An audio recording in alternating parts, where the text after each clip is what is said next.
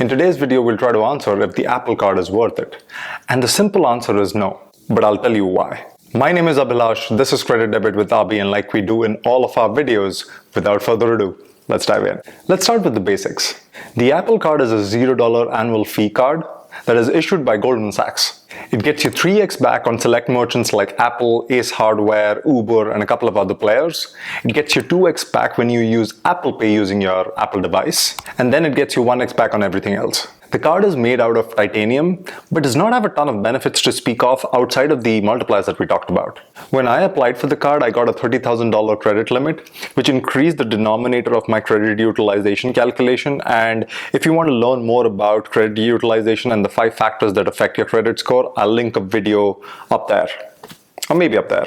When you apply for the card, there's actually no intro bonus that Apple gives out to its customers, which is kind of strange. In most other cards, if you spend a certain amount of money, you get some sort of an intro bonus. Even if it's a cash back card, you'll get some amount of dollars back. In the Apple Card, though, there is no intro offer, so you actually don't get any returns for spending money right off the bat.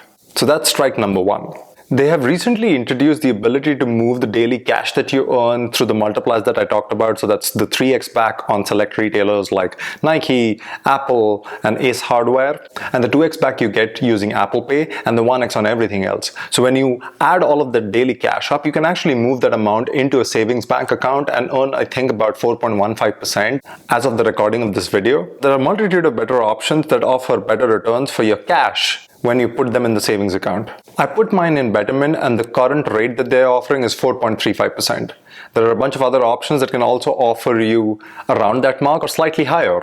So this benefit of moving your daily cash into your savings bank account can be helpful if this is the only card you have, but if you have a distribution of credit cards with you, or even if you have a couple of other credit cards that you're using as your primary credit cards, this doesn't make a ton of sense. And the other thing to note is, even if this is the only card alongside another card, let's say you have the Chase Freedom Flex and the Chase Sapphire Preferred, and the Apple Card is the third card you get, unless you're putting a ton of spend on this card, you're not earning a lot of daily cash back, and so moving that into a savings bank account is actually not going to yield great outcomes for you. Let's talk about one of the other benefits that gets talked about, which is the 2x back when you use Apple Pay to pay for your purchases. Now let's take the best case scenario. Let's assume you use Apple Pay to pay for $1,000 in a year, and you get 2x back on that. So that's about roughly $20. Even if you were to take the $20, put it in the savings account that Apple gives you, you're earning about 4% back on that. So that's 80 cents over the course of a year.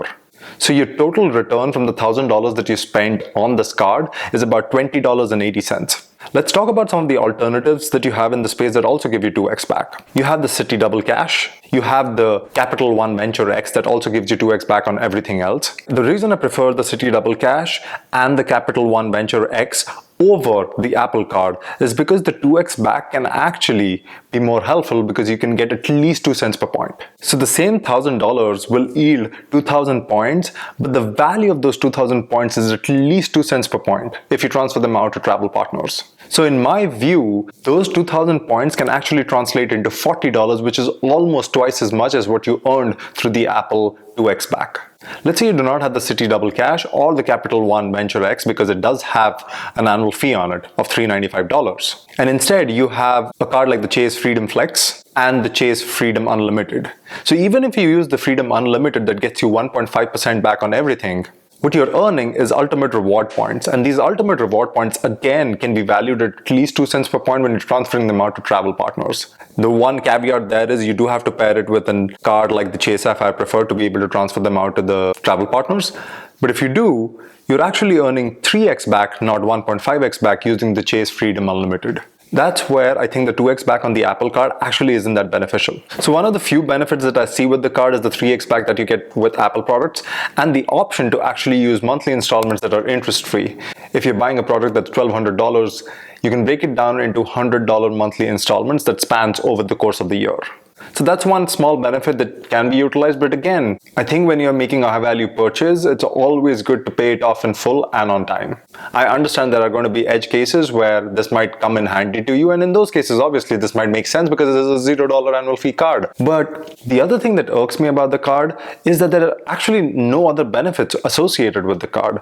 There are so many other $0 annual fee cards that offer so much more. Like take the example of the Chase Freedom Flex. It gives you 5x back on quarterly categories categories, it also gives you 5x back on travel booked through their portal and 3x back on categories such as dining. Chase also has benefits such as the cell phone protection. So if you actually use your Chase Freedom Flex to pay for your phone bill, and if you happen to damage your phone, Chase will actually reimburse you. But in the case of the Apple Card, you don't even get those base level coverages. And that's why I hesitate to ever recommend Apple Card to anyone in any stage of their credit card journey. Obviously, if you're towards the end of your credit card journey and you're trying to figure out which other credit cards you can add to your portfolio and your suite of products, so to speak, I mean, the Apple credit card doesn't hurt the bank, but I do think that for every incremental card that you get, there are better cards out there than the Apple Card. Let me know in the comments below what you think about the Apple Card.